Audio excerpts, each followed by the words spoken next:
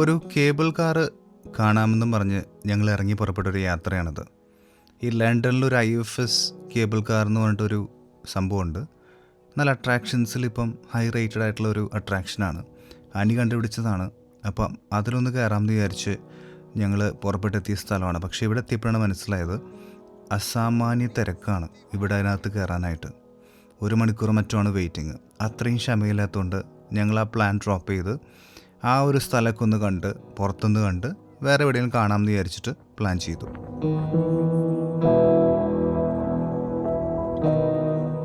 ഈ ഒരു തിക്ക് തിരക്കും ബഹളമൊന്നും ഇല്ലെങ്കിൽ കാണേണ്ട ഒരു കേബിൾ കാർ തന്നെയാണിത്. എനിക്ക് തോന്നുന്നു ലണ്ടനിലത്തെ പല അട്രാക്ഷൻസിൻ്റെയും മുകളിലൂടെ പോകുന്ന ഒരു കേബിൾ കാറാണ്. റിവർ തേംസ് അങ്ങനെ ഒരു 3-4 മെയിൻ ലൊക്കേഷൻസ് ഉണ്ട്. അപ്പോൾ അതിന് മുകളിലൂടെ പോകുമ്പോൾ നല്ലൊരു വ്യൂ ആണ്. ഹൈ റേറ്റഡ് ആയിട്ടുള്ളൊരു അട്രാക്ഷൻ തന്നെയാണ്. പിള്ളേരെയൊക്കെ അത്രയും ആഗ്രഹിച്ചൊരു അട്രാക്ഷനായിരുന്നു. പക്ഷെ അത്രയും നേരം ആ ക്യൂവിൽ അവർ നിൽക്കില്ല. അപ്പോൾ അത് അറിയാവുന്നതുകൊണ്ട് ഞങ്ങളെടുത്ത തീരുമാനമാണ് അത് സ്കിപ്പ് ചെയ്യാന്നുള്ളത്. ഇവിടെ വന്ന് കുറേ നേരം സമയം സ്പെൻഡ് ചെയ്യാനായിരുന്നു ഞങ്ങളുടെ പ്ലാന്. അപ്പോൾ അതുകൊണ്ട് തന്നെ പെട്ടെന്ന് ഈ ഒരു പ്ലാൻ പൊളിഞ്ഞു പോയപ്പോൾ എവിടെ പോകണമെന്നൊരു ക്ലൂ ഉണ്ടായില്ല. അപ്പം എനിക്കൊരാഗ്രഹം, ഞങ്ങളുടെ ഏരിയയിൽ എന്തായാലും കേരള റെസ്റ്റോറൻറ്റ്സ് ഇല്ല. അപ്പോൾ അതുകൊണ്ട് കേരള റെസ്റ്റോറൻറ്റ്സ് ഏറ്റവും കൂടുതലുള്ള സ്ഥലത്തിനടുത്താണ് നമ്മളുള്ളത്. എന്നാൽ പിന്നെ അവിടെ പോകാമെന്ന് വിചാരിച്ചിട്ട് എത്തിയൊരു ഹോട്ടലാണ് ഈ ഉദയ കേരള റെസ്റ്റോറൻറ്റ്. കയറുന്നതിന് മുമ്പേ അയക്ക് പറഞ്ഞു തുടങ്ങിയതാണ് പൊറോട്ട മതി. അവന് പൊറോട്ടയ്ക്ക് പ്രാന്താണ്. അപ്പോൾ പിന്നെ അവന് പൊറോട്ട സെറ്റ് ചെയ്തു. പിന്നെ എല്ലയ്ക്ക് ദോശ മതി എന്ന് പറഞ്ഞു.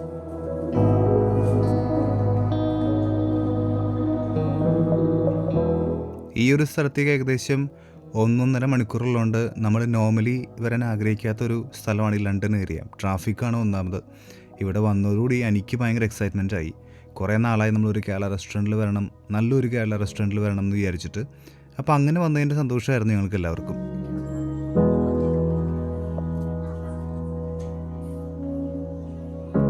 അനിയൊരു സീ ഫുഡ് പ്ലാറ്ററാണ് ഓർഡർ ചെയ്തത്. ഞാനൊരു കിഴി ബിരിയാണി ഓർഡർ ചെയ്തു. ആ ഒരു സീ ഫുഡ് പ്ലാറ്റർ അടിപൊളിയായിരുന്നു. പ്രോൺസും കൂന്തലും പിന്നെ ഫിഷിൻ്റെ ബിഗ് പീസസ് ഒക്കെ ആയിട്ട് ഒരു അടിപൊളി സാധനം. 2-3 പേർക്ക് നന്നായി കഴിക്കാൻ പറ്റും. അത്രയും ക്വാണ്ടിറ്റി ഉള്ള ഒരു പ്ലാറ്ററായിരുന്നു. അനി ഭയങ്കര ഹാപ്പി ആയിരുന്നു എന്ന് പറയാം. ദോശ കണ്ടപ്പോൾ എല്ലയ്ക്ക് ഭയങ്കര സന്തോഷം. സ്പെസിഫിക്കലി ഒരു പിരമിഡ് പോലത്തെ ദോശ കണ്ടപ്പോൾ അതിലേറെ സന്തോഷം. അത് കണ്ടപ്പോൾ ഐക്ക് പ്ലേറ്റ് മാറ്റി, അവൻ പൊറോട്ട മാറ്റി ദോശ മതി എന്ന് പറഞ്ഞ് ദോശ ഓർഡർ ചെയ്തു. എൻ്റെ കിഴി ബിരിയാണി വന്നപ്പോൾ സാമി അത് അടിച്ചു മാറ്റാൻ നോക്കുന്നുണ്ടായിരുന്നു. പക്ഷെ അവന് കഴിക്കാൻ പറ്റില്ല, കുറച്ച് സ്പൈസി ആയിരുന്നു. ഐക്കിയുടെ ദോശ വലിച്ചു മാറ്റാൻ നോക്കിയതുകൊണ്ട് സാമിക്ക് ഞങ്ങളൊരു ദോശ കൂടെ ഓർഡർ ചെയ്തു. അപ്പോൾ അവനും സന്തോഷം. ഈ ബിരിയാണി നല്ലൊരു കിടിലൻ ബിരിയാണി ആയിരുന്നു. ഈ വാഴയിലയിൽ പൊതിഞ്ഞിട്ടുള്ളതുകൊണ്ട് അതിൻ്റെ ഒരു ഫ്ലേവറൊക്കെ ആയിട്ട് അടിപൊളി. എൻ്റെ വായിൽ ഇപ്പോഴും വെള്ളം വരിക. പിന്നെ ഞങ്ങളൊരു പാൽ പൊറോട്ടയും ബീഫും ഓർഡർ ചെയ്തു. നല്ല തേങ്ങാപ്പാലിൽ കുതിർത്ത പൊറോട്ടയും നല്ലൊരു ബീഫ് കറിയും. സൂപ്പറായിരുന്നേ. അങ്ങനെ തലേ ദിവസം ഞങ്ങൾ രാത്രിയോട് കൂടി വീട്ടിലെത്തി. പിറ്റേ ദിവസം ഒരു മുടക്ക് ദിവസമായിരുന്നുകൊണ്ട് അനീനെ ഞങ്ങൾ വീട്ടിലിട്ട് അവൾ കുറച്ച് റെസ്റ്റ് വേണമെന്ന് പറഞ്ഞ് ഞാൻ പിള്ളേരെയും കൊണ്ടൊരു അടുത്തുള്ളൊരു ഗാർഡനിൽ പോയി. നല്ലൊരു ബ്യൂട്ടിഫുൾ ഗാർഡനായിരുന്നു.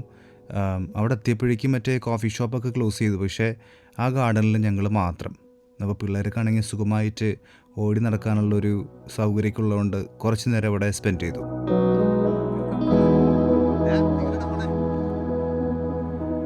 ഐക്കിക്ക് തീരെ ഹാപ്പി ആയിരുന്നില്ല. എല്ലയും സാമയും ഭയങ്കര എക്സൈറ്റഡ് ആണ് ഔട്ട്ഡോർ. ഐക്ക് ഔട്ട്ഡോർ പേഴ്സണേ അല്ല. അവന് വീട്ടിൽ വെറുതെ ഇരിക്കുക, അല്ലെങ്കിൽ കുറച്ച് നേരം ബുക്ക് വായിക്കുക, അങ്ങനത്തെ കാര്യങ്ങൾ അവന് ഇഷ്ടം. പുറത്ത് പോകാമെന്ന് പറഞ്ഞാൽ അവന് ഭ്രാന്തെടുക്കുന്ന പോലെയാണ്. കാറിൽ പോകുന്ന സമയത്ത് കയറി കഴിയുമ്പോൾ തന്നെ ഫ്രസ്ട്രേഷനെ കുറിച്ച് കാണിക്കും. ഞാൻ വീട്ടിലിരുന്നതിനില്ല അത്താണിത്താണെന്നൊക്കെ പറഞ്ഞ്. പക്ഷേ കുറച്ച് കഴിയുമ്പോൾ ഞങ്ങളിങ്ങനെ അനുനയിപ്പിച്ച് അവന് കുറച്ച് ഇൻട്രസ്റ്റിംഗ് ആയിട്ടുള്ള കാര്യങ്ങളൊക്കെ പറഞ്ഞു കൊടുത്ത് അനി ഒരു കുറച്ച് ഇൻട്രസ്റ്റൊക്കെ വരുത്തും. അല്ലെങ്കിൽ അവനെ കൊണ്ട് പുറത്ത് പോകാമെന്ന് പറഞ്ഞ് ഇത്രയും ടഫുള്ള കാര്യം അറിയില്ല.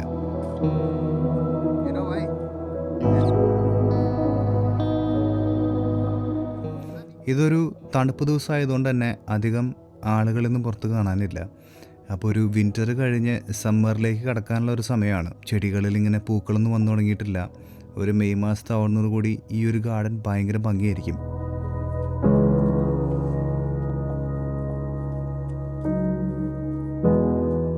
സാമിക്ക് ക്യൂരിയോസിറ്റിയുടെ നിമിഷങ്ങളാണ്.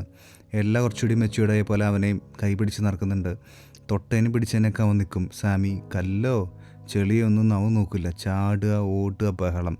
ഐക്ക് കുറച്ചുകൂടി ഇങ്ങനെ മെച്യൂർഡായിട്ട് ബാക്കിലോട്ട് മാറി നിൽക്കുകയാണ്. ചേച്ചിയാണ് ഇപ്പോൾ സാമീനെ നയിക്കുന്നതും മേയ്ക്കുന്നതൊക്കെ.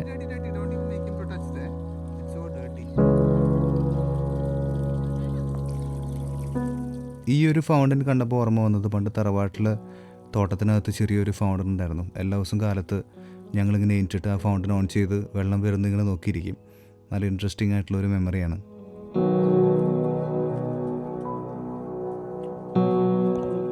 ഐക്കിയുടെ ക്ഷമ നശിച്ചിട്ട് കുറച്ച് നിമിഷങ്ങളായി. സാമിക്കാണെങ്കിൽ നിൽക്കാനുള്ള ഒരു പ്ലാനില്ല. അവന് തോട്ടത്തിൻ്റെ എല്ലാ ഭാഗത്തുകൂടിയും കിടന്ന് ഓടുന്നുണ്ട്. എല്ലാ നല്ലൊരു ചേച്ചിയെ പോലെ അവൻ്റെ ഒപ്പം കളിക്കുന്നു. ഐക്കിയുടെ ക്ഷമ നശിച്ച് നെല്ലിപ്പലക കണ്ടു എന്ന് പറയാം.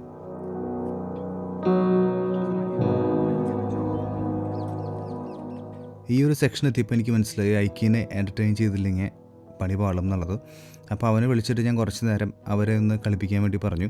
അപ്പോൾ അവർ എൻഗേജ് ചെയ്യുകയാണെങ്കിൽ നമുക്ക് വീട്ടിലെത്തി കുറച്ച് നേരം എക്സ്ട്രാ TV തരാമെന്നൊക്കെ പറഞ്ഞ് ചെറുതായിട്ടൊന്ന് പ്രോത്സാഹിപ്പിച്ചിട്ട് അവരൊന്ന് കളിപ്പിക്കാൻ നോക്കി.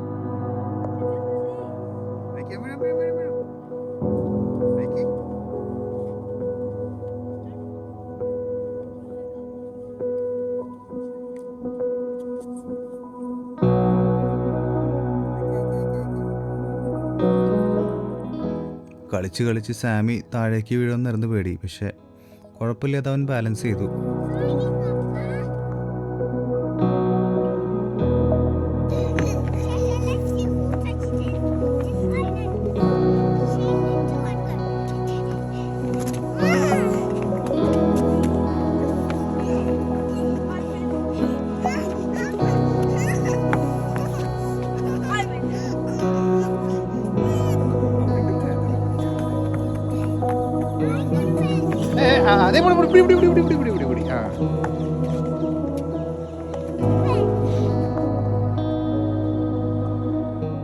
ഏകദേശം ഒരു മണിക്കൂറിന് ശേഷം നമ്മൾ അവിടെ നിന്ന് പോകാൻ തീരുമാനിച്ചു.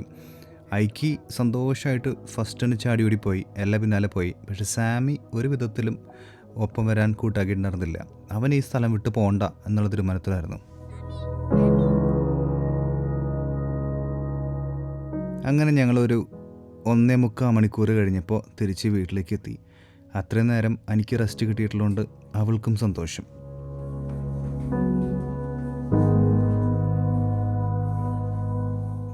പിറ്റേ ദിവസം അവരുടെ ഡെൻ്റൽ ചെക്കപ്പ് ഡേ ആയിരുന്നു. എനിക്കൊരു വർക്കിംഗ് ഡേ ആണ്. ഞാനൊരു വർക്ക് ഫ്രം ഹോം എടുത്തു. ഈ ഒരു ചെക്കപ്പ് മിസ് ചെയ്യാൻ പറ്റില്ല. നമുക്ക് ഫ്രീ ആണ് പിള്ളേർക്ക്. അപ്പം അതുകൊണ്ട് കറക്റ്റ് ടൈമിന് നമ്മൾ എത്തണം എന്നുള്ളത് നിർബന്ധമാണ്. അങ്ങനെ പോയി എല്ലാവരുടെ പല്ലൊക്കെ ചെക്ക് ചെയ്തതിന് ശേഷം ഞങ്ങളൊരു സിനിമയ്ക്ക് പോകാമെന്ന് വിചാരിച്ചു.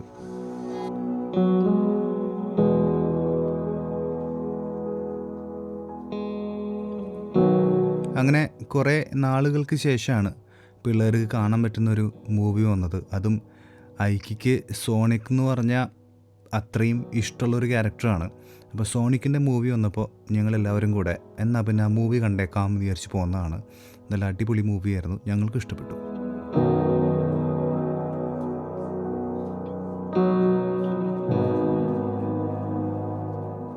ഞങ്ങൾ ഏറ്റവും ബാക്കിലാണ് സീറ്റ് ബുക്ക് ചെയ്തത്.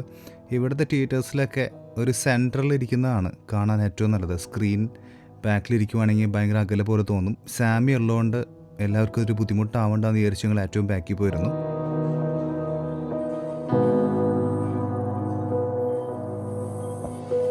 അമ്മയും ഐക്കിയും എല്ലയും കൂടെ നന്നായിട്ട് മൂവി എൻജോയ് ചെയ്തു.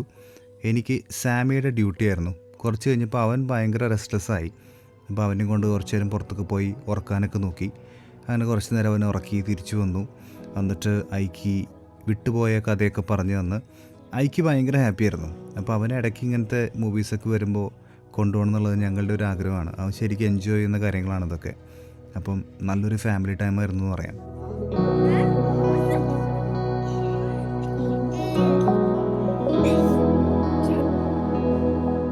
അപ്പോൾ അതായിരുന്നു ഞങ്ങളുടെ ഒരു 3 ദിവസങ്ങൾ കൂടെ ചേർത്തപ്പെട്ട ഒരു ചെറിയ വ്ളോഗ്. അപ്പോൾ എല്ലാവരും take care and stay blessed.